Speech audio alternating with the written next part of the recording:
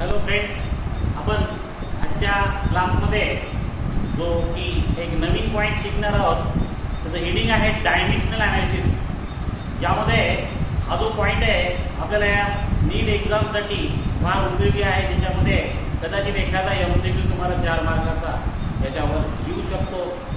तर हे जे डायमेन्शनल ॲनालिसिस म्हणजे नेमकं काय हे आपण आधी बेसिकली इथे शिकून घेणार आहोत. आपल्याला माहिती मित्रांनो की आपण वेगवेगळ्या फिजिकल क्वांटिटी इथे शिकून घेतल्या. कोणकोणत्या होत्या माहिती आहे ना तुम्हाला? जसं की त्याच्यामध्ये काही फंडामेंटल क्वांटिटी होत्या आणि उर्वरित सगळ्या कोणत्या होत्या? Derived quantity. फंडामेंटल क्वांटिटी कोणत्या होत्या आठवतात का? 7. There are 7 fundamental quantity. कोणत्या कोणत्या फंडामेंटल क्वांटिटी होत्या? मास, यानंतर काय होतं? लेंथ, त्याच्यानंतर कोणती होती? टाइम, त्याच्यानंतर कोणतं होतं? टेम्परेचर, अजून या ठिकाणी इलेक्ट्रिक करंट, अजून अमाऊंट ऑफ सबस्टन्स आणि यानंतर ती ल्युमिनस इंटेन्सिटी. अशा ह्या जे की 7 क्वांटिटी कोणत्या कोणत्या? मास, लेंथ, टाइम, ज्या की बेसिक या फंडामेंटल क्वांटिटी. त्याच्यानंतर होतं इलेक्ट्रिक करंट, नंतर होतं temperature, electric current, amount of substance आणि ल्युमिनस इंटेन्सिटी. अशा 7 किती आहे त्या? 7 फंडामेंटल क्वांटिटी. त्यांना फंडामेंटल का म्हटलं होतं आठवतं तुम्हाला? मी या ठिकाणी सांगितलं होतं या ज्या की फंडामेंटल क्वांटिटी आहे, कारण जेव्हा ह्या क्वांटिटीचा आपण मोजमाप करतो तेव्हा आपल्याला इतर कोणत्याही क्वांटिटीची मोजमाप करण्याची गरज नाही. या क्वांटिटी डायरेक्टली आपण मोजू शकतो. फॉर एक्झाम्पल मास. आता मास मोजत असताना टाइम मोजायची गरज नाही, मास मोजत असताना लेंथ मोजायची गरज नाही, मास मोजत असताना आपल्याला टेम्परेचर मोजायची गरज नाही. म्हणजे ही इंडिपेंडंट क्वांटिटी आहे. त्याच्यामुळं याला म्हणायचं फंडामेंटल. याच्याबद्दल आपण आधी डिस्कस केलेलं. उर्वरित ज्या जी आहेत या 7 वगळून 7 सोडून all other quantity are called as derived quantity. आता मित्रांनो याच्यामध्ये या फंडामेंटल क्वांटिटीचा या डायमेन्शनल ॲनालिसिस मध्ये काय रोल आहे आपण इथे समजून घेणार आहोत. फंडामेंटल क्वांटिटी याच्यामध्ये आपण 3 बेसिक क्वांटिटी घेणार आहोत. मेनली मास आधी, नंतर आहे याच्यामध्ये लेंथ, नंतर आहे टाइम. या आधी आपण याच्याबद्दल चर्चा. कोणत्या कोणत्या आहे या ठिकाणी? पहिली मास, नंतर लेंथ आणि नंतर टाइम. तसं मासचं युनिट तुम्हाला माहिती आहे. मासचं युनिट काय आहे? किलोग्राम. याचा युनिट काय आहे? किलोग्राम. पण डायमेन्शनल ॲनालिसिस पर्पज मध्ये आपण मासचं युनिट या ठिकाणी एक सिम्बॉलिक वापरणार आहोत आणि त्याला सिम्बॉल देणार आहोत M, कॅपिटल लेटर M. म्हणजे फक्त हे डायमेन्शनल ॲनालिसिस साठी आहे. बाकी तुम्ही असा युनिट M आम्हाला सरनं सांगितलं होतं असं म्हणायचं नाही. Only this is to be the mass, that is to be its unit, it is to be taken as the symbol, it will be capital letter M. म्हणजे मासचं युनिट M. नंतर length, length its unit is L. लेंथचं unit काय? L. आणि टाइमचं unit आहे T, capital letter hold time. या ठिकाणी T. अशा पद्धतीनं MLT mass is to be its unit is represented in terms of symbol M. Actually मासचं युनिट किलोग्राम आहे, लेंथचं युनिट मीटर आहे, टाइमचं युनिट सेकंद आहे. ते आपले SI युनिट झाले. पण डायमेन्शनल ॲनालिसिस मध्ये आपण याच्यामध्ये काय घेणार आहोत? Mass is to be measured in terms of M. आता याच्यानंतर जे टेम्परेचर आहे मित्रांनो, temperature is measured in terms of K. टेम्परेचरचा सिम्बॉल काय राहील? K.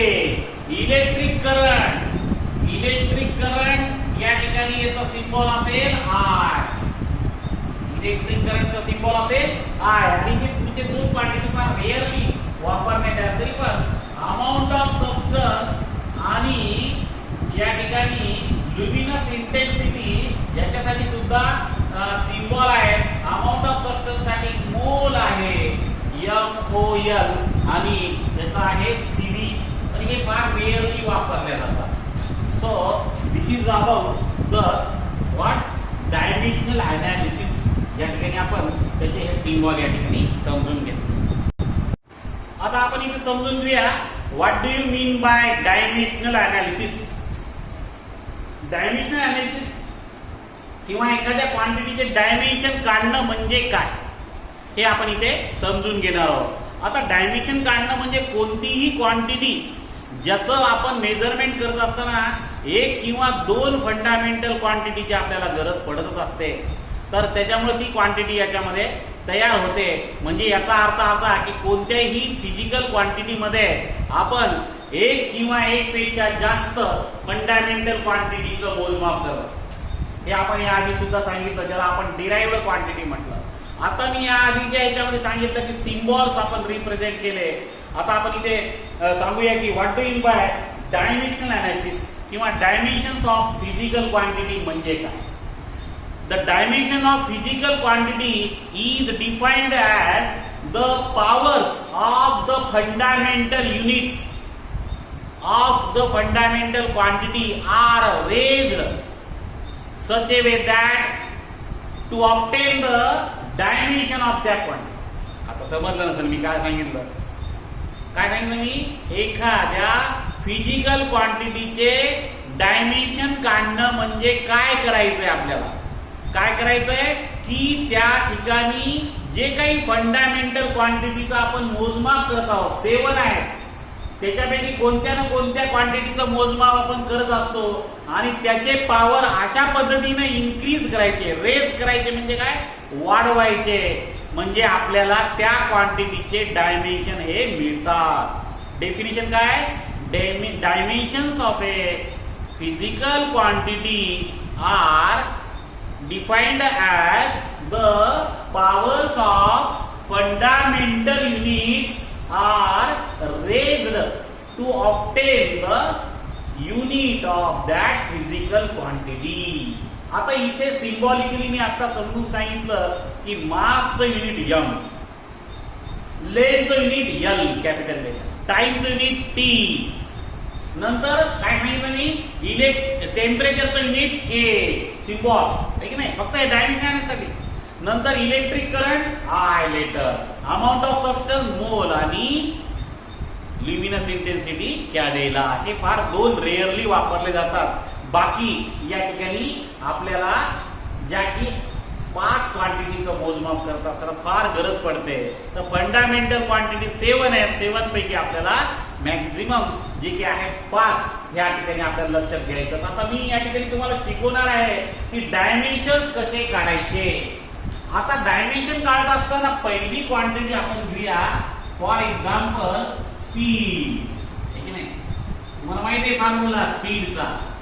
स्पीड कशी काढतो आपण, तुम्ही पटकन सांगता आम्ही मोटरसायकलची स्पीड एवढी आहे, तर स्पीडचा फॉर्म्युला काय.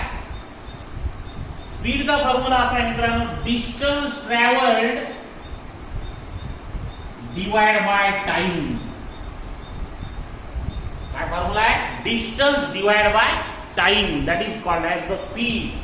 आता डिस्टन्स म्हणजे काय मोजतो आपण, आधी आपल्याला स्पीड काढायचं असेल तर डिस्टन्स मोजावं लागेल. डिस्टन्स मोजणं म्हणजे काय मोजणं, लेंथ आणि डिवाइड बाय टाइम. आता मी तुम्हाला स्पीडचे डायमेन्शन कसे काढायचे बघा. आता मी तुम्हाला सांगितलं की लेंथचं युनिट काय ठेवायचं इथं, L. लेंथचं युनिट काय ठेवायचं, L. ऍक्च्युअली लेंथचं युनिट मीटर आहे, तर आपण इथे डायमेन्शन अनालिसिस मध्ये लेंथचा सिम्बॉलिक युनिट ठेवलेला आहे L आणि डिवाइड बाय टाइमचा सिम्बॉल काय, T. आता इथे नंतर मी डेफिनेशन मध्ये सांगितलं की the powers of fundamental units are raised to obtain, increase करणं, to obtain the fundamental dimension of that quantity. आता इथे मी तुम्हाला माहित असेल की तुम्ही पॉवर्स शिकलेला हा चॅप्टर. आता इथे M चा पॉवर किती आहे, 1, T चा पॉवर इथे किती आहे, 1. आता समजा हे जे T आहे T1 जर न्यूमरेटरला नेलं तर काय होते, पॉवर काय होतो -1 होतो. आठवते ना तुम्हाला जेव्हा आपण डेनॉमिनेटर मधून न्यूमरेटर कडे गेलो. आता इथे किती आहे सध्या t⁻1 कोणता आहे पण प्लसचा 1 आहे आणि हा जो पॉवर न्यूमरेटरला जर t1 गेलं तर त्याचा पॉवर काय होतो मायनस होतो. आता डायमेन्शन लिहिण्याची पद्धत अशी आहे मित्रांनो. आता इथे स्पीड काढत असताना तुम्ही काय काय मोजलं डिस्टन्स मोजलं आणि टाइम मोजलं. म्हणजे डिस्टन्स म्हणजे एक लेंथ मोजली आणि एक टाइम मोजला. मास मोजलं का स्पीड काढताना नाही. टेम्परेचर मोजलं का तुम्ही नाही. इलेक्ट्रिक करंट मोजला का नाही. म्हणजे हे ऑल अदर क्वांटिटी नाही मोजल्या. फक्त काय काय मोजलं डिस्टन्स मोजलं आणि टाइम मोजला. आणि आता जे पॉवर्स काय आले बघा L⁻1 आणि T⁻⁻1. आता इथे तुम्ही सिम्बॉल लिहिताना हा एक स्क्वेअर ब्रॅकेट करायचा. इथे तुम्ही या फॉर्म मध्ये LMT काय फॉर्म लिहायचा इथे LMT. आता मास यमचं युनिट मास म्हणजे मासचं युनिट यम आहे टाइमचं टी आहे. पण आता इथे पॉवर किती आलेले आहेत बघा आणि टीचा पॉवर -1. इथे मास मोजलं का नाही मोजलं. म्हणून हे लिहिताना याचं यम जो पॉवर आहे तो 0 लिहायचा. M⁻0 म्हणजे इथे आपल्याला दर्शवले जाते की तुम्ही स्पीड मोजत असताना मास मोजलेलं नाही. यमचा पॉवर 0 हा इंडिकेट करतो there is no measurement of mass. अलग अलग लक्षात मित्रांनो काय केलं मी डायमेन्शन कसे काढले परत एकदा समजून. डायमेन्शन काढत असताना या ठिकाणी काय करायचंय की आधी मी 7 फंडामेंटल क्वांटिटी तुम्हाला सांगितल्या. मास लेंथ टाइम अजून काय होतं temperature then electric current amount of substance and लास्टचे काय होतं लुमिनस इंटेन्सिटी. ज्याच्यापैकी जे मास आहे त्याचं युनिट फक्त डायमेन्शनल अनालिसिसच्या पर्पजसाठी symbolically mass measured in capital letter L. Length capital letter L symbol. Time capital letter T. अशा पद्धतीनं टेम्परेचर कॅपिटल लेटर के हा सिम्बॉल वापरायचा. इलेक्ट्रिक करंट आय अशा पद्धतीनं हे सिम्बॉल तुम्हाला वापरायचे. आता मी पहिला प्रथम एक एक्झाम्पल घेतलं how the speed is to be measured. स्पीडचा फॉर्म्युला आपल्याला माहिती आहे. स्पीड बरोबर आहे distance upon time equal to काय आलं डिस्टन्स म्हणजे काय लेंथ. म्हणजे आपण डिस्टन्स मोजायला म्हणजे एक लेंथ मोजायला लांबी मोजायला आणि डिवाइड बाय टाइम. पण आता इथे मी सांगितलं की लेंथ कशी मोजायची तर एल मध्ये मोजायची. सिम्बॉल काय लेंथ एकदा मोजली म्हणजे एल टाइम एकदा मोजलं टी. पण याचा पॉवर इथे 1 एकदा मोजलं म्हणून एक हा रिप्रेझेंट करतो. पण आता हा जो पॉवर आहे T⁻1 हा न्यूमरेटरला आणला तो मायनस होतो. यामुळं या ठिकाणी डायमेन्शन लिहित असताना तुम्हाला अशा पद्धतीनं स्पीड बरोबर आहे. स्पीडला सुद्धा स्क्वेअर ब्रॅकेट करतात बरोबर आहे. स्क्वेअर ब्रॅकेट मध्ये LMT आधी कॅपिटल लेटर लिहून टाकायचे. इथे जी काही पॉवर आहे ती लिहून टाकायचं. इथे यम नाही आहे ऍबसेंट आहे म्हणून यमचा पॉवर 0 लिहायचा. मित्रांनो आले का लक्षात डायमेन्शन कसे काढायचे. आता आपण पुढची एक क्वांटिटी घेऊया म्हणजे तुम्हाला हे चांगलं अजून समजून येईल. त्याच्यानंतर ती आपण दुसरी क्वांटिटी बघूया ज्याचे डायमेन्शन काढूया व्हेलॉसिटी. आता तुम्ही म्हणता सर तुम्ही स्पीड पण आधी घेतली आता व्हेलॉसिटी घ्यायला. स्पीड आणि व्हेलॉसिटी एकच आहे असं आहे का नाही. त्याच्या पुढचा आपल्याला चॅप्टर बघायचा तेव्हा मी तुम्हाला सांगेल की स्पीड म्हणजे काय आणि व्हेलॉसिटी म्हणजे काय. दोन्ही एकच आहेत त्या वेगवेगळ्या आहेत. पण आता बोलत असताना आपण व्हेलॉसिटी आणि स्पीड एकच आहे. ऍक्च्युली व्हेलॉसिटी आणि स्पीड याच्यामध्ये साम्यता आहे फक्त एक की मॅग्निट्यूडच्या बाबतीत. मॅग्निट्यूड म्हणजे किंमत जी सांगतो तेव्हा या ठिकाणी या दोघीची साम्यता आहे या दोन क्वांटिटीची. पण जेव्हा दिशा डायरेक्शन सांगतो तेव्हा या ठिकाणी स्पीडला डायरेक्शन नाही आहे आणि व्हेलॉसिटीला डायरेक्शन असते. तर हे मी तुम्हाला पुढच्या चॅप्टर मध्ये चांगल्या पद्धतीनं क्लिअर करेल. कारण तो चॅप्टर आपला या ठिकाणी स्केलर वेक्टर या पद्धतीचा आहे त्याच्यात आपल्याला समजून जाईल. आता इथे बघा की व्हेलॉसिटीचा फॉर्म्युला तुम्हाला माहित असेल. Rate of change of displacement is called as velocity. तुम्हाला माहिती आहे की displacement divide by time is called as velocity. Displacement म्हणजे ज्याची मॅग्निट्यूड म्हणजे एक प्रकारची ती काय आहे, लेंथच आहे. आणि डिवाइड बाय टाइम म्हणजे याचे डायमेन्शन स्पीड सारखे देणार, पण व्हेलॉसिटी आणि स्पीड ही वेगवेगळी आहे. म्हणजे एक हेड आणि टेल, जसं की एखादी कॉईन असते, कॉईन तर 1 रुपयाचीच आहे, पण त्याला आपण 2 साईड असतात, जसं की हेड आणि टेल आहे की नाही. तर हे हेड आणि टेल कसं म्हणजे स्पीड आणि व्हेलॉसिटी आहे. आता ऍक्च्युली इथे displacement divide by time. Displacement म्हणजे काय करतो आपण, काय मोजतो, लेंथ मोजतो. आणि डिवाइड बाय टाइम, आता मी या ठिकाणी सांगितलं की लेंथ कशी मोजायची, L1. इथे L म्हणजे लेंथचं युनिट आहे L आहे की नाही. लेंथ कशात मोजतो आपण, L मध्ये. आणि टाइमचं युनिट T. पण आता इथे पॉवर किती आहे, तर 1, याचा पॉवर 1. पण हे जर L1 डिवाइड बाय T1 जर न्यूमरेटरला नेलं तर T - 1 होते. तर L1 T - 1 आणि डायमेन्शन विचारायचे काय राहायचं, L1 M0 T - 1. अशा पद्धतीनं हे व्हेलॉसिटीचे डायमेन्शन आपण काढले. आता मी परत एकदा डायमेन्शन ऑफ फिजिकल क्वांटिटी परत एकदा डेफिनेशन सांगतो. डायमेन्शन काढणं म्हणजे काय, एखाद्या क्वांटिटीचा डायमेन्शनल फॉर्म्युला काय असतो तो आपण इथे काढत आहोत. डायमेन्शन काढणं म्हणजे आपल्या ज्या फिजिकल फंडामेंटल क्वांटिटी आहेत त्याचे जे युनिट आहेत त्या युनिट सिम्बॉलिकली आपण दर्शवले आहेत. मासचं युनिट M, लेंथचं युनिट L, टाइमचं युनिट सिम्बॉलिकली T, टेम्परेचर साठी सिम्बॉल वापरला K आणि इलेक्ट्रिक करंट साठी I. बाकीचे पुढचे 2 आहेत पण ते फार आपण कमी वापरतो. अशा पद्धतीने सिम्बॉल कळाले तुम्हाला. आता डायमेन्शन एखाद्या फिजिकल क्वांटिटीचे काढणं म्हणजे त्या क्वांटिटीला फंडामेंटल युनिटचे पॉवर, त्या क्वांटिटीचे फंडामेंटल युनिट जे काही आपण लिहित आहोत त्याचे पॉवर अशा पद्धतीनं रेज करायचे.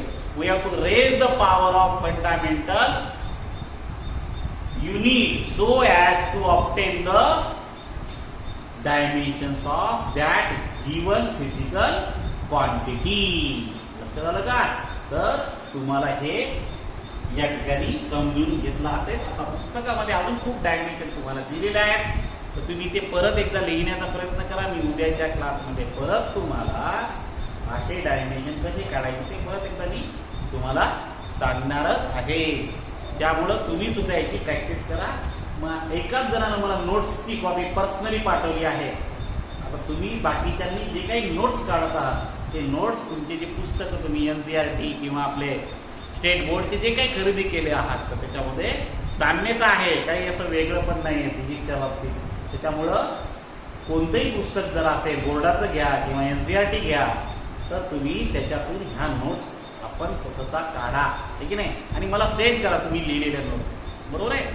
तर एकाच जणानं मला पाठवलं, आता बाकीच्यांनी सुद्धा मला त्या सगळ्यांनी मिळून पाठवा.